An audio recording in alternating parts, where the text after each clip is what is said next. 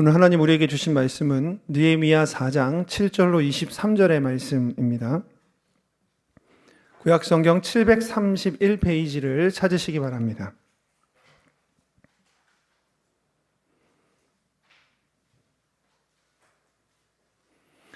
느헤미야 4장 7절로 23절의 말씀을 저와 성도님들께서 한 목소리로 합독하시겠습니다.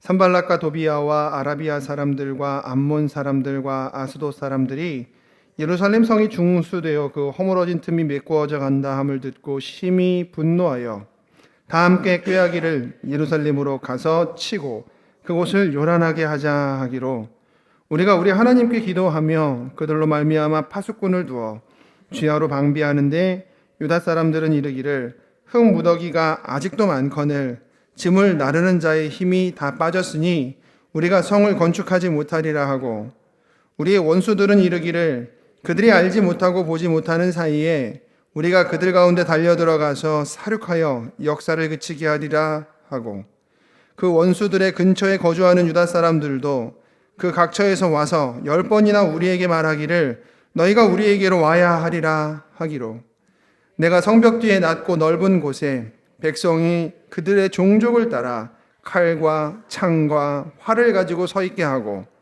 내가 돌아본 후에 일어나서 귀족들과 민장들과 남은 백성에게 말하기를 너희는 그들을 두려워하지 말고 지극히 크시고 두려우신 줄을 기억하고 너희 형제와 자녀와 아내와 집을 위하여 싸우라 하였느니라. 우리의 대적이 우리가 그들의 의도를 눈치챘다 함을 들으니라. 하나님이 그들의 꾀를 패하셨으므로 우리가 다 성에 돌아와서 각각 일하였는데 그때로부터 내 수하 사람들의 절반은 일하고 절반은 갑옷을 입고 창과 방패와 활을 가졌고 민장은 유다 온 족속이 뒤에 있었으며 성을 건축하는 자와 짐을 나르는 자는 다 각각 한 손으로 일을 하며 한 손에는 병기를 잡았는데 건축하는 자는 각각 허리에 칼을 차고 건축하며 나팔 부는 자는 내 곁에 섰었느니라. 내가 귀족들과 민장들과 남은 백성에게 이르기를 이 공사는 크고 넓음으로 우리가 성에서 떨어져 거리가 먼즉 너희는 어디서든지 나팔 소리를 듣거든 그리로 모여서 우리에게로 나아오라. 우리 하나님이 우리를 위하여 싸우시리라 하였느니라.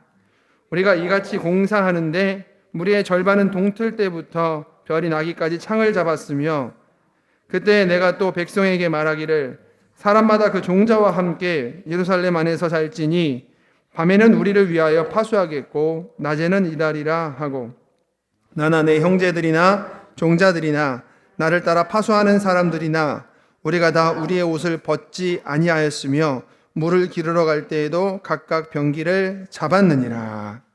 아멘. 다 같이 자리에서 일어나셔서 다 함께 예배를 위해서 가지고 계신 기도 제목과 나라와 민족을 위해서 소리내서 함께 기도하시겠습니다.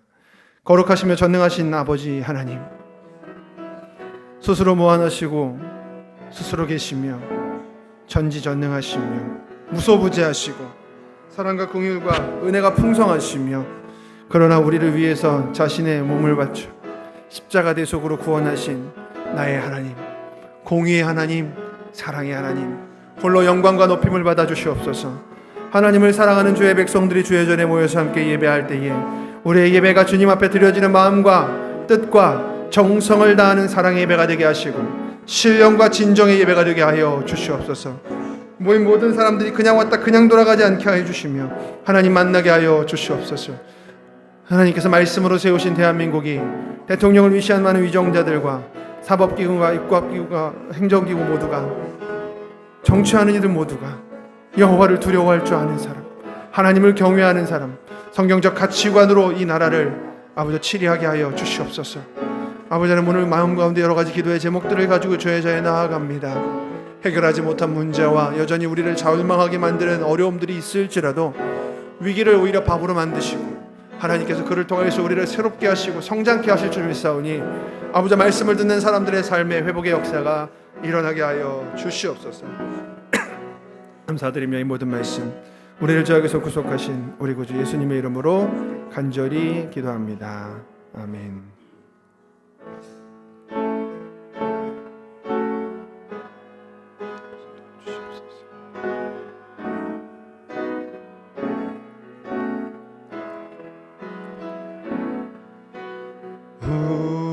우리에게 향하신 여호와의 인자심이 크고 크도다 크시도다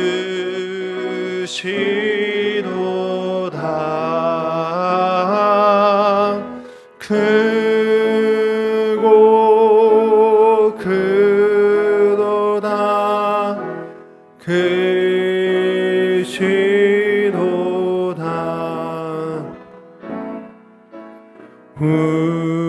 우리에게 향하신 여호와의 진실하심이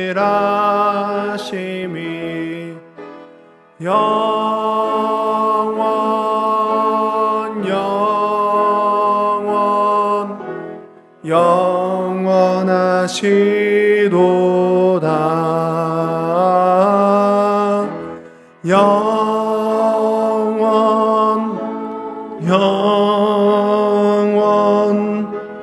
영원하시도다.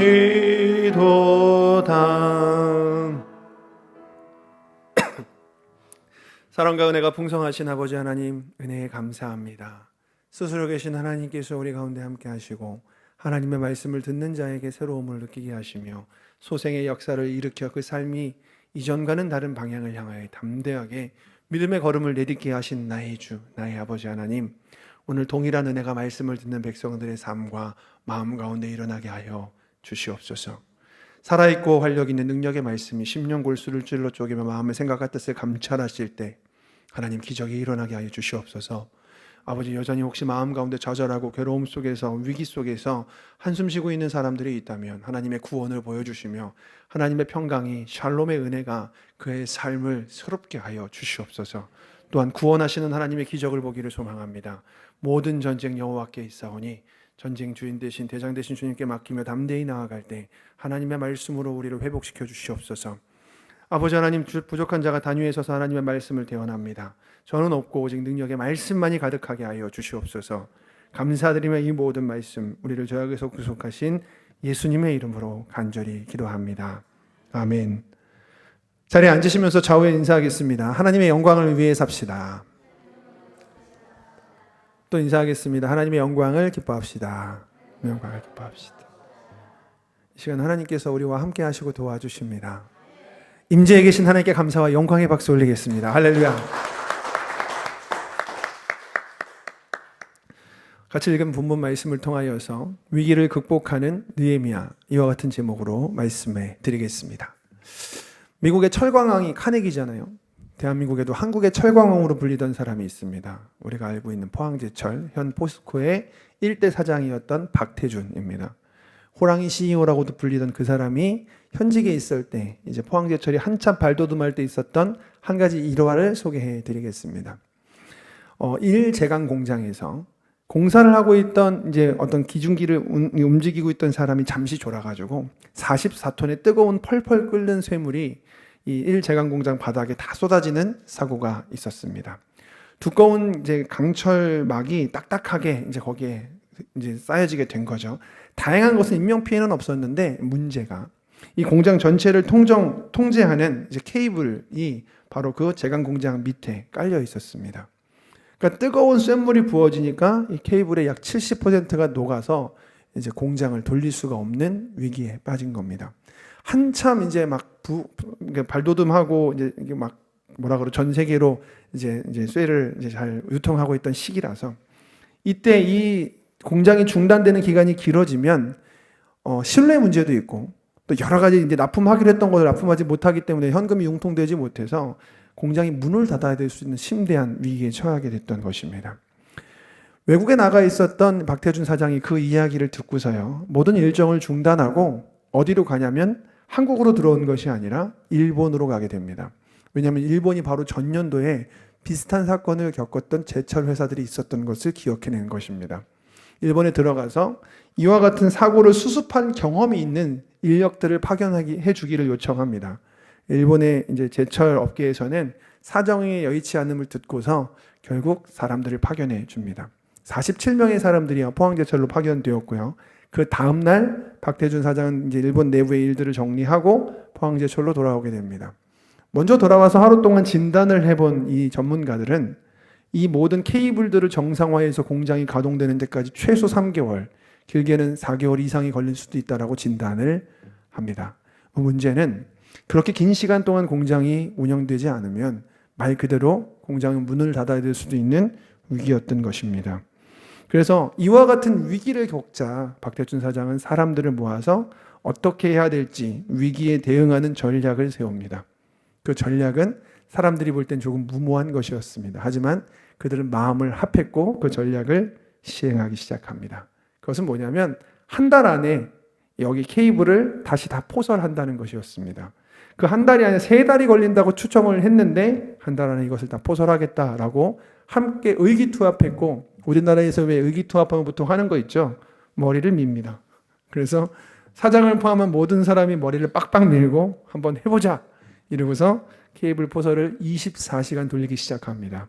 보통 하루에 5,000m를 포설할 수 있는데 하루에 약 37,000m까지 포설해가면서 기어이 한 달 만에 공장을 정상으로 복구하여 돌리기 시작했다라는 일화입니다.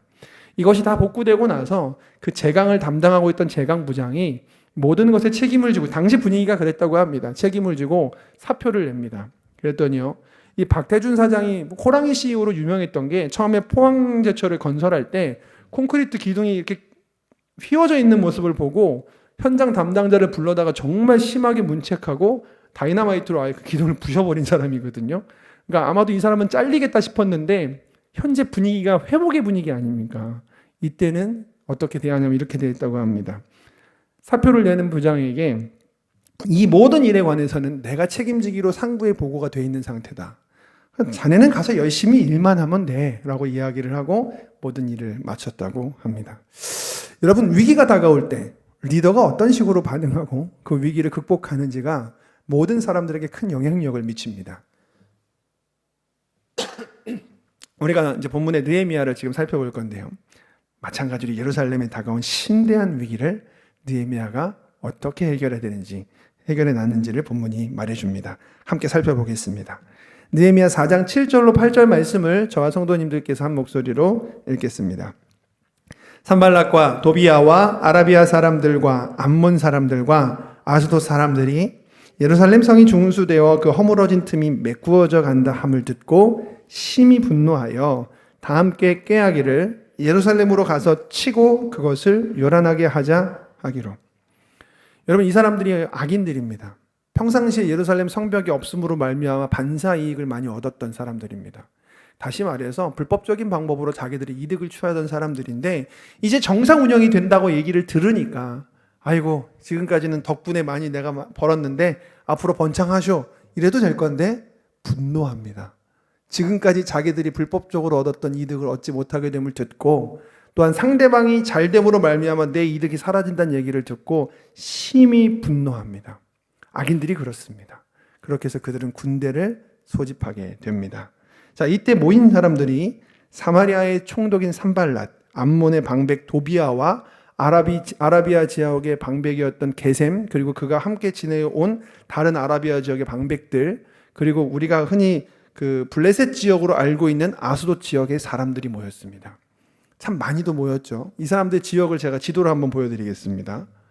저기 예루살렘을 중앙으로 암몬, 사마리아, 아스돗, 아라비아, 여기서 사람들이 병력을 모아서 오면 아마 이렇게 될 겁니다. 사방에서 모여서 둘러싸는 그림이 되는 겁니다. 네, 여기까지 보여주시기 바랍니다. 본문에 보니까 그들이 뭐라 그러냐면 우리가 가서 쳐서 요란하게 하자라고 이야기를 합니다.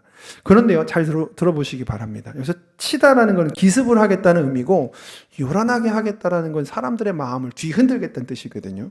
근데 사실 이 정도 병력이 모였으면 그냥 말 그대로 전면전을 벌여도 되는 겁니다. 공식적인 전쟁을 선포해가지고 말입니다. 근데 선전포고는 하지 않습니다.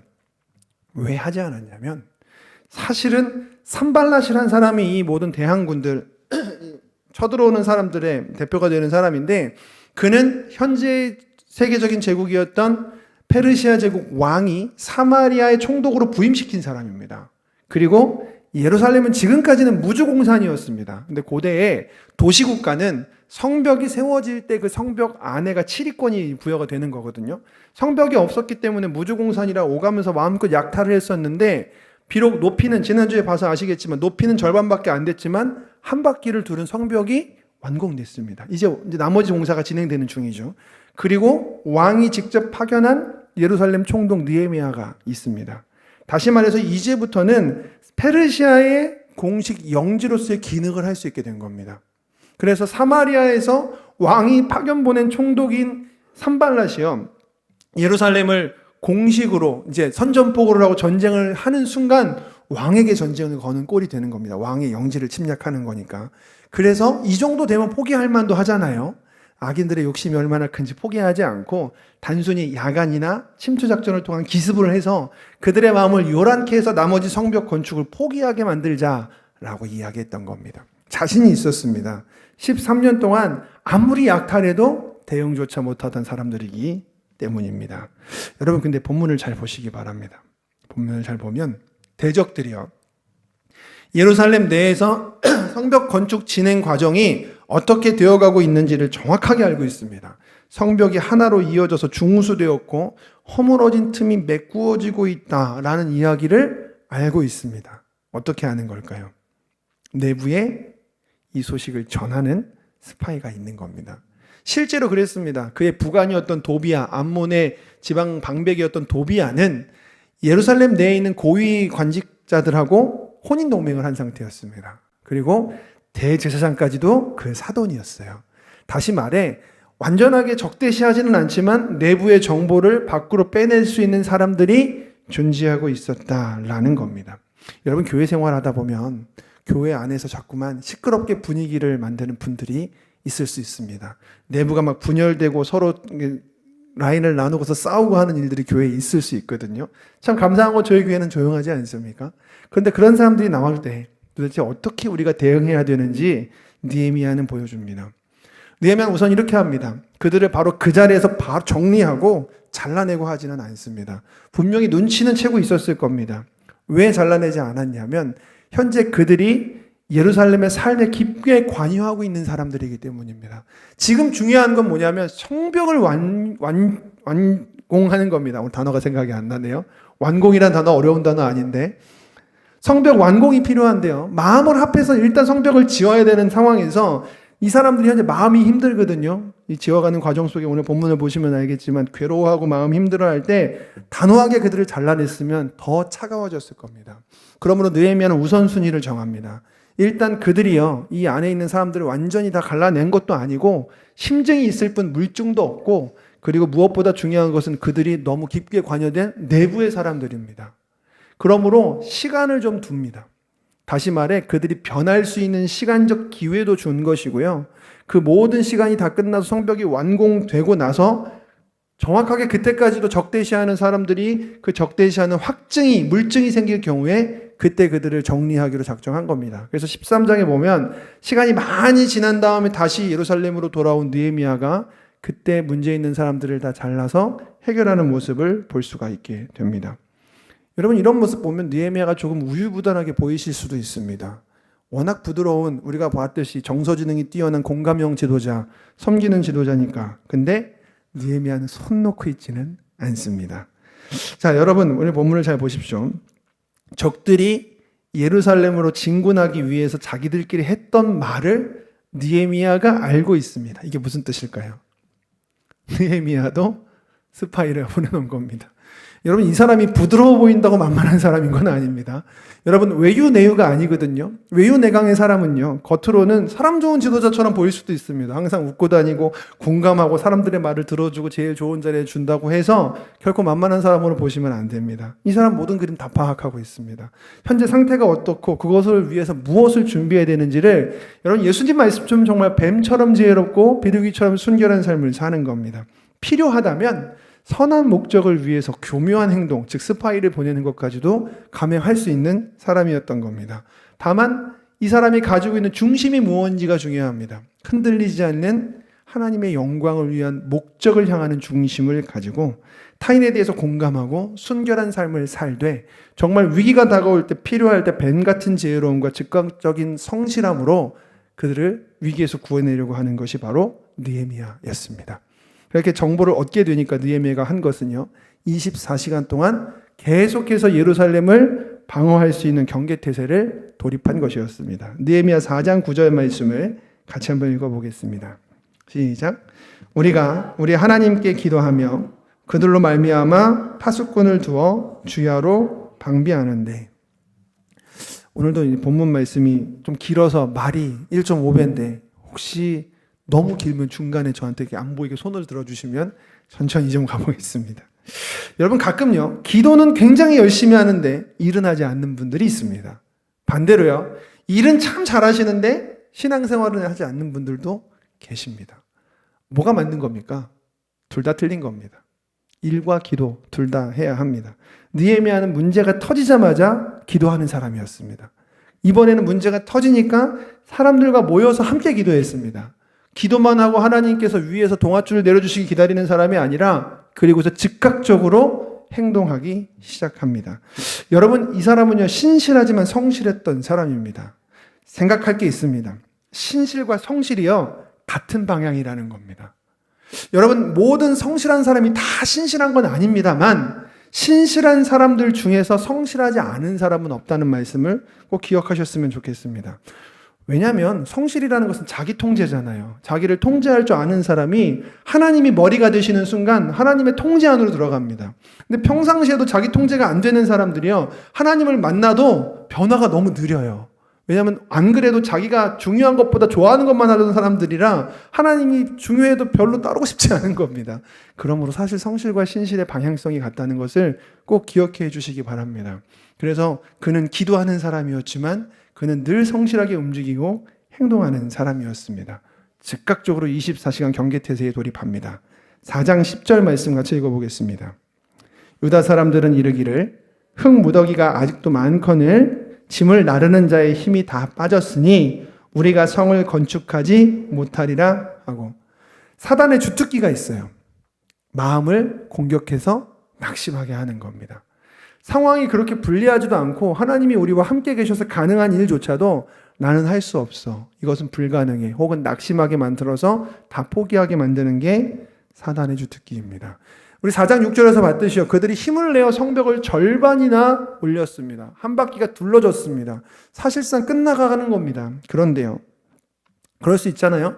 시작은 열심히 했는데 이 업무가 반복될 때, 외부의 스트레스가 다가올 때 사람들이 잘 지칩니다. 그렇잖아요. 마음이 지치면 사실 몸도 지치거든요. 거기에 추가적으로 낙심할 수 있는 것을 사단이 갖다가 준 겁니다. 피로감이 낙심과 더해졌더니요, 이게 완전히 포기하게 만드는 일이 되었습니다. 여러분, 이 사람들에게 흙 무더기가 있다는 것을 보이게 합니다. 이게 무슨 말이냐면, 그들이 지금까지는 일단 성읍을 한 바퀴 두르고 높이는 데에 집중했었는데요, 비로소 지난번에 이 성이 바벨론의 공격에 의해서 무너질 때 쌓여져 있던 성벽의 잔해들과 흙 무더기를 치워야 된다는 게 보이는 겁니다. 근데 이게 가지고 있는 이미지가 있거든요. 그게 바로 그들 마음속에 있는 패배의 이미지, 트라우마였습니다. 그들이 공격해 들어올 때 우리가 졌고 무너져서 지금까지 환난과 능욕을 당했었지. 근데 지금 대적들이 사방에서 몰려온다는 소식이 들려오는 겁니다. 그리고 그들은 패배의 이미지를 담고 있는 눈에 보이는 흙더미를 치워야 됩니다. 그러니까 그 실패와 고통이 이제는 겹쳐 보이는 겁니다. 눈앞에 보이는 을씨년스러운 흙과 잔해들을 바라보면서 저걸 치워야 되는데 몸은 지쳐가고 있고 쳐들어온다는 소식이 들리니까 마음이 낙심하게 되는 거죠. 그래서 그들이 말합니다. 우리가 힘이 다 빠져서 이번에도 성을 건축하지 못하리라 라고 말입니다. 생각해보면 절반 쌓았습니다. 한 바퀴 둘렀거든요. 남은 길이 많지 않은데도 이게 사단의 주특기입니다. 여러분, 우리 성도님들의 삶 가운데에서 우리가 함께 모여서 무슨 일을 하려고 할 때 열정을 내고 힘을 내고 드디어 우리가 부흥이 일어날 것 같아 하고 뜨거울 때 사단이 가지고 오는 요 무기를 반드시 기억하셔서 속지 마시기 바랍니다. 열심히 할 때요, 꼭 방해합니다. 사랑하는 아내, 사랑하는 남편, 자녀들이 갑자기 이상한 행동을 하거나 마음을 긁습니다. 늘 같이 동역자라고 생각하고 정말 친하다고 생각했던 사람 때문에 상처 입어서 낙심하게 만듭니다. 여러분 그럴 때요 이렇게 얘기하시기 바랍니다. 요놈 봐라, 얘 또 속이려고 하네. 속지 마십시오. 사단이 제일 잘하는 공격 중에 한 가지가 그겁니다. 그리고 사단이 그 이후에 추가적인 공격들을 진행을 합니다. 자, 이때 이 이스라엘 백성들이요, 우리가 더 이상 성을 건축하지 못하리라고 말했을 때 분명히 사단은 뒤에서 웃고 있었을 겁니다. 그 다음 이제 4장 11절 말씀을 읽어보겠습니다. 우리의 원수들은 이르기를 그들이 알지 못하고 보지 못하는 사이에 우리가 그들 가운데 달려들어가서 살육하여 역사를 그치게 하리라 하고. 자, 마음을 건드렸죠. 트라우마, 마음의 잔해들을 건드려서 이제 좀 낙심하게 만든 다음 단계를 사단이 펼치는데요. 두려움을 심습니다.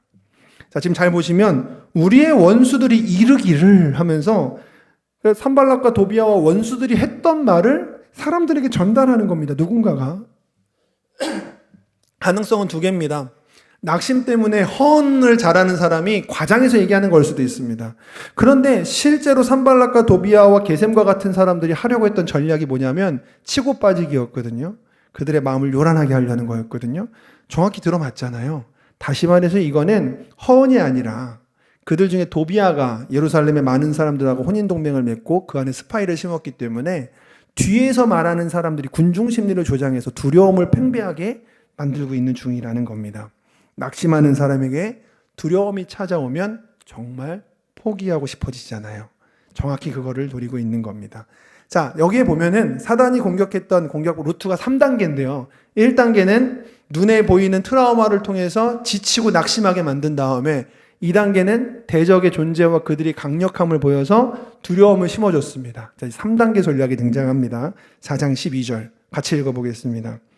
그 원수들의 근처에 거주하는 유다 사람들도 그 각처에서 와서 10번이나 우리에게 말하기를 너희가 우리에게 와야 하리라 하기로. 원수의 근처에 살고 있는 유대인들이 갑자기 난데없이 예루살렘에 오더니 여기 위험하대, 우리 동네로 와서 피해. 먼 친척일 수도 있고요, 알던 사람들일 수도 있습니다. 그들이 갑자기 이렇게 말한 것은 아마도 원수의 협박에 의해서일 겁니다. 세력이 작기 때문에 강력한 지방 방백들의 협박을 받아서 예루살렘에 가가지고 그들의 마음을 흔들라고 하는 소리를 듣고 온 겁니다. 10번이나 찾아와서 여기에 계속 있으면 위험하대, 너희가 우리들에게 와서 피해야 될 거야 라고 이야기를 하고 있는 것입니다. 생각해보면 예루살렘 성벽 건축은요, 예루살렘 사람들만 하는 것이 아니라 사방에 모여서 하고 있었습니다. 우리가 왜 목숨까지 걸어가면서 여기서 이것을 해야 돼? 라고 생각할 수 있었을 겁니다. 낙심이 찾아오고 두려움이 찾아온 순간에 달콤한 회피의 길이 보이는 겁니다. 우리에게로 오라고. 여기로 오면 피할 수 있다라고 말입니다. 여러분, 정말 사단이 이런 식으로 우리를 공격합니다. 낙심하게 하고 두렵게 하고 때로는 교회 밖에 다른 즐거움으로 시선을 돌리게 만듭니다. 자, 위기가 찾아온 거죠. 여러분, 그런데요, 이 위기는 다 마음의 문제였습니다. 실제적인 위기는 아직 안 찾아왔잖아요. 근데 생각해보면 눈에 보이는 실제적인 위기가 때로는 안 올 수도 있는데도 사람은 마음 때문에 먼저 좌절합니다. 사단이 그걸 잘 노리잖아요.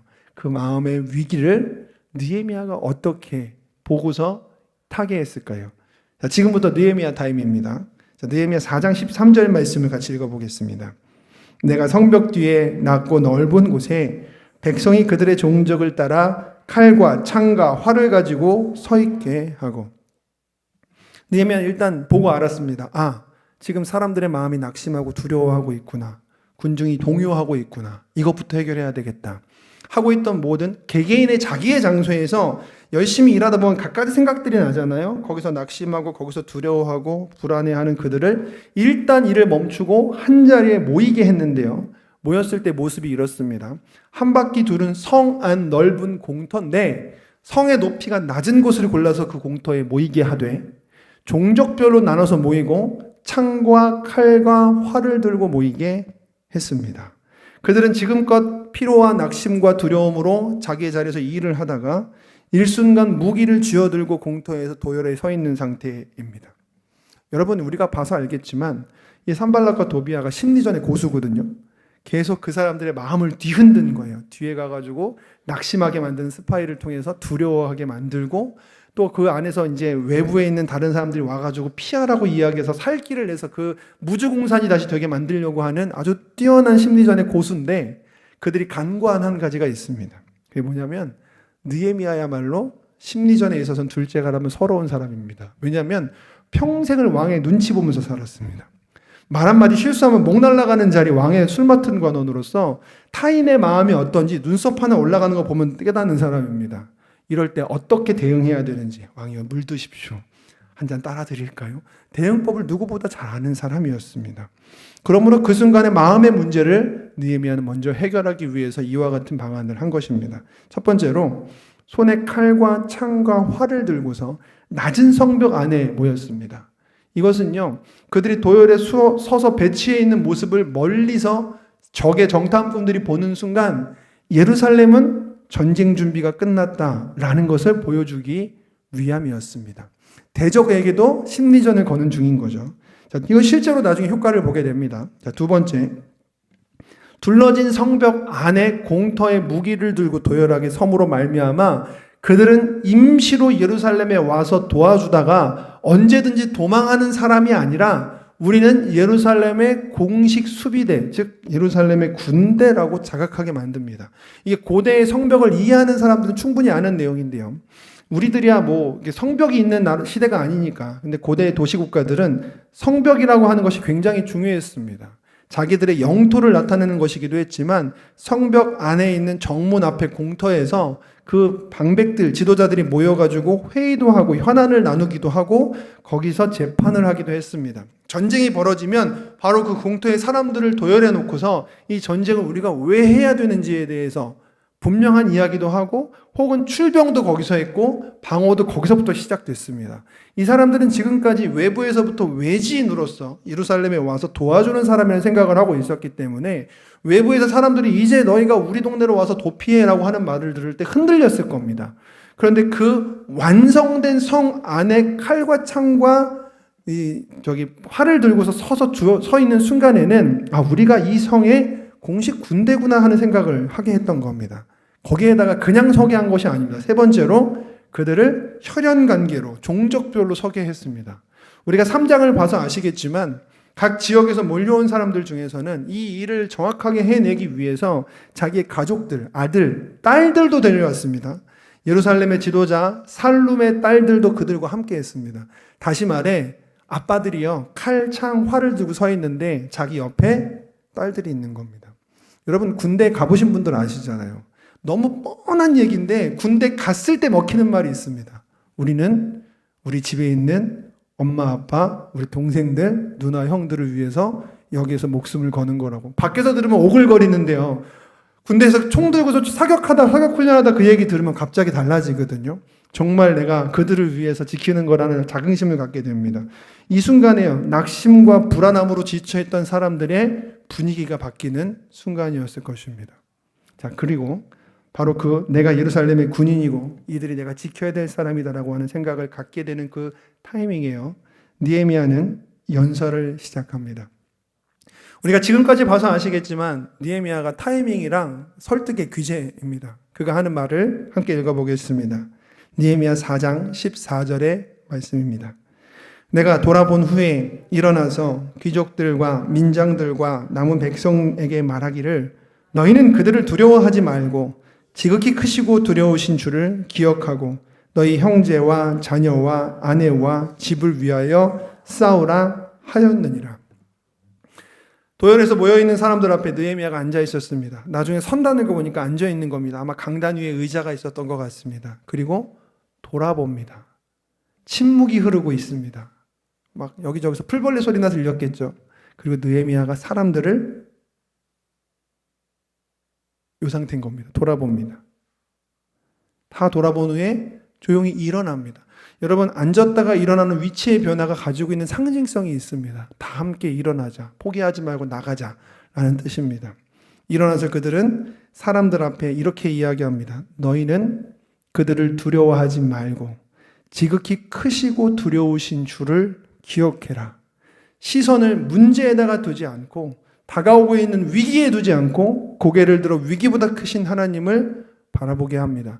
근데 이게 자기가 만든 그 워딩이 아닙니다. 이 워딩이 이미 이스라엘 사람들은요, 모세 오경을 아예 암송을 하거든요. 토라를. 그 중에서 신명기 7장 21절 말씀이 바로 이 말씀입니다. 이 말씀을 암송하는 이들에게 환기를 시키는 중입니다. 이 말씀은요, 어떤 이야기가 같이 나오냐면, 너희를 애굽에서부터 여러 가지 기적을 통해서 홍해를 가르고 여기까지 인도하신 여호와를 기억해라. 너희 앞에 대적이 있으나 너는 그들을 두려워하지 말아라. 너희 하나님 여호와 곧 크고 두려우신 하나님이 너희 중에 계심이라. 이 말씀이거든요. 그 말씀, 그 워딩을 가져와서 너희는 저들을 두려워하지 말고 크시고 두려우신 주를 기억하라 라고 고개를 돌려 문제 넘어 계신 하나님을 보게 한 겁니다. 자, 그리고 나서 이렇게 얘기합니다. 너희 형제와 자녀와 아내와 집을 위하여 싸우라. 이거 반칙 아닙니까? 지금 옆에 서 있는 사람들 자기 가족들인데 남자들이 어떻겠습니까? 아마 집안의 남자들은요, 칼 들고 있다가 여기 피나도록 잡았을 거예요. 내가 반드시 내 딸들 살리고 만다. 내 아들들 내가 지키고 말 것이다 라고 말입니다. 여러분, 그렇게 해서요, 지금껏 지쳐가고 결국 찾아왔던 여러 가지 낙심 때문에 이걸 공사 계속 할 수 있을까 하고 두려워하고 있던 사람들이 분위기가 완전히 달라지게 됩니다. 위기가 예루살렘을 하나 되게 만들고 이 위기를 넘기는 방법을 스스로 찾아가게 했던 것입니다. 한편 병력을 이끌고 예루살렘으로 몰려들고 있던 사람들은요, 아마도 승리를 직감했을 겁니다. 지난번에도 늘 도망갔었던 사람들이기 때문에 이 정도로 뒤에서 우리가 방해 공작을 통해 사람들을 심어서 군중 심리를 조장했고, 병사를 보는 순간 요란해진 그들이 아마도 뿔뿔이 흩어질 거라고 생각했던 것 같습니다. 그런데 올라가는 과정 속에서 스파이나 정찰병에게 이야기를 듣습니다. 내부의 상황이 어떤지. 그랬더니요, 그들이 병력을 모아서 싸울 준비를 마쳤대요. 곤란한 겁니다. 그렇게 되면 전면전인데, 지금부터는 페르시아 왕의 영지가 되어버린 예루살렘을 사마리아의 총독인 자기가 들어가는 순간 왕에게 반역하는 꼴이 되거든요. 결국 그들은 의도를 눈치채고 다시 돌아가게 됩니다. 느헤미야 4장 15절 말씀을 같이 읽어보겠습니다. 우리의 대적이 우리가 그들의 의도를 눈치챘다 함을 들으니라. 하나님이 그들의 꾀를 패하셨으므로 우리가 다 성에 돌아와서 각각 일했는데. 분위기가 완전히 끝난 겁니다. 거기서. 그리고 나서 성으로 돌아와서 일을 하는데요. 여러분, 느헤미야가 위기 앞에서 사람들에게 어떻게 합니까? 일단 가장 큰 문제가 뭔지 보고 그들의 마음을 독려하고 돌이킬 수 있는 최선의 방법을 선택하여 일합니다. 그리고 나서 이 일이 성공적으로 끝나고 위기가 지나가니까, 봤지? 이게 나야. 나를 따르면 문제 없어가 아니라, 보아라. 하나님이 그들의 꾀를 패하셨으므로 우리가 이겼다라고 여전히 시선을 하나님께로 고정시킵니다. 이게 교회 안에서 위기를 극복하는 리더의 자세입니다. 이후로요, 여러분, 예루살렘의 분위기가 완전히 바뀌어버렸습니다. 눈앞에 보이는 흙더미들을 보면서 과거를 생각하면서 낙심하고 지쳐있던 이들이요, 이제는 스스로 여전히 대적이 존재할 수도 있으니까 우리가 가만히 있어서는 안 되겠다. 사랑하는 나의 가족들을 위해서라도 우리가 맞서 싸우면서 일하자라고 얘기하면서 반은 파수를 보고 반은 일하는데, 일할 때조차도 무기를 손에 놓지 않고 일을 하기 시작합니다. 또한 이들 뒤에는 각 지파 족속들의 대표가 되는 리더들이 그들을 독려하면서 모두 현장에서 함께하고 있습니다. 느헤미야는 비상시에 그들을 소집할 수 있는 나팔수를 세워놓고 나팔수와 함께 또한 현장을 돌아다니는 중입니다. 여러분, 이 예루살렘의 분위기를 한번 상상해 보시기를 바랍니다. 오늘 말씀을 맺겠습니다.